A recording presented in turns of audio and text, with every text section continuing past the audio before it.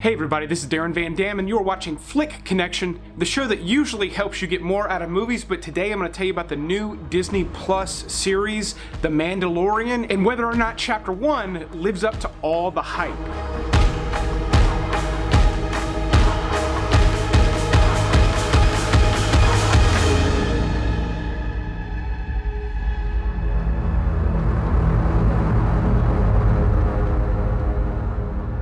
So The Mandalorian is one of the most talked about series to come out this year. It's one of the biggest produced. I think it has the biggest budget ever for a television series. But they just released the first episode along with the new Disney Plus platform, which if you don't know, it's basically Netflix for Disney. It's got almost all of their movies, including Disney Channel shows, and then new original series like this one. So The Mandalorian is a spin-off from the Star Wars universe. It does not take place in line. In fact, it takes place before the events of the original trilogy. Now, before talking about how good this show is and whether or not it's going to be one of the greatest shows ever, or one of the greatest Star Wars things ever, let's talk about the different types of Star Wars fans that exist and where I fit into it. That way you can kind of assess for yourself. You've got purists. These are people who saw the originals in the theaters. Nothing's ever gonna live up to the experience they had with those movies, yet they still consume everything, and some of them like it, some of them hate it,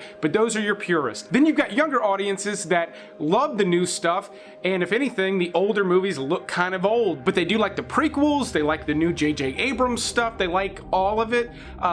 They're different from the purists, and I actually fall somewhere in between. I was lucky enough to see the original trilogy before they got sort of bastardized with all the extra CGI, and well before the prequels came out, so I fell in love with the original Star Wars trilogy. However, The Return of the Jedi was released in 1983, and I wasn't released until the fall of '84, so I didn't get to experience them in the theater like everyone else, so I'm not as hung up on them as I think some people can be. As far as the new generation of movies, I have not really been enjoying the main storyline. I'm going to talk about that a little bit as we get further into this review.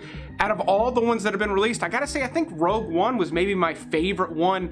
It didn't feel like the original trilogy, but that's kind of what I liked about it. So that's what I want to talk about in relation to The Mandalorian, because this feels like Star Wars. It really does in a lot of ways, but it doesn't feel like it belongs in the original trilogy. If anything, it's a smaller story, it's on a smaller scale.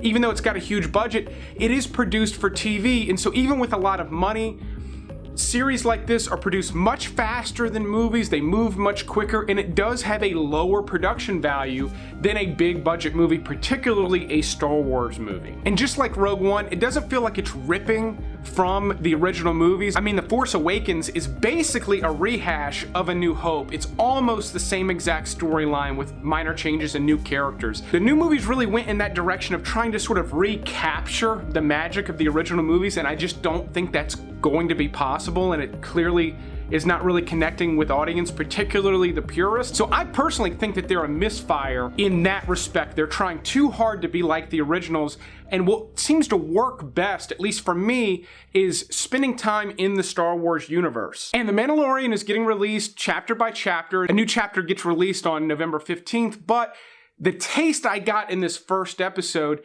it feels like Star Wars. It feels kind of like the Rogue One universe a little bit, where it doesn't feel like I'm watching a spin-off of the movies. I'm just watching a completely separate, creative thing that takes place in this really rich universe, and I think that is where we're going to see some of the best stuff come out of anything new with Star Wars. The universe is so rich. There's so much going on. There's creatures and technology and different species and weird landscapes and all sorts of just awesomeness.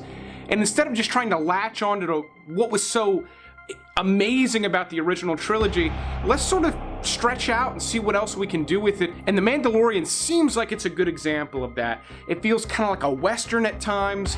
I wasn't completely connected with the first episode, mainly because you're following a character who does not take his helmet off. That may change as the series goes on, but they didn't waste a lot of time introducing a lot of characters in this first episode. They sort of set things up, I think, in a pretty great way. There's some surprises, there's some decent action, there's really great practical effects. Now, there are CGI creatures and stuff, but even when they are CGI, they sort of make them look like puppetry, which I thought was kind of cool. Like, in that respect, it feels kind of like more like the original stuff, and it's not just like piling on all this new technology. I thought that was great. And again, some really great makeup and special effects that are real. They're happening on screen, and that's another thing that was so great about the original Star Wars. For the first episode, I thought the writing was great. Jon Favreau is sort of helming this for the time being. That'll probably change as it does with most series, but he did a great job with Iron Man. I thought he brought the Jungle Book to life. I'm a fan of his other movies like Chef, so he's a filmmaker that I've really liked for a long time, and I was excited to see him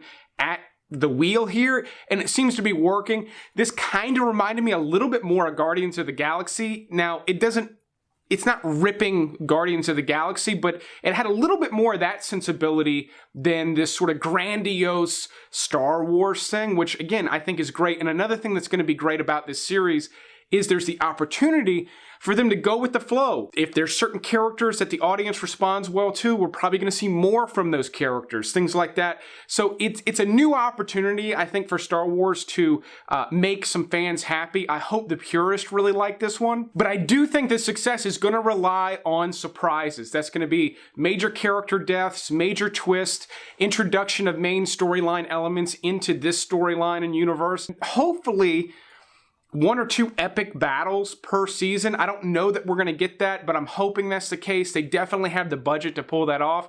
I'm impressed with it. Is it enough for you to get Disney Plus? I plan on doing a full video reviewing Disney Plus. I will tell you, on day one, a lot of the movies and stuff were not loading up. I think they're probably overloaded. Everyone was on it today, yet The Mandalorian played fine. The quality was great on it. If you're tight with your money and you don't want to sign up, I would... The Mandalorian's looking like it's going to be at least worth you getting 1 month subscription, so wait until December, because the last episode comes out right around Christmas. In the month of December or January, you'll be able to watch all of them at once, and you could just pay for the cost of renting a movie. You could watch the full, like, 8 to 10 hour series. That said, I hope you like this review. If you want to see more Disney Plus, at least to get an idea as to whether or not you want to sign up, let me know. I'm not sponsored by them in any way whatsoever. I don't think anybody is, but I will keep making reviews like this as long as you keep watching them. Thanks for checking this one out, and you will see me on the next one.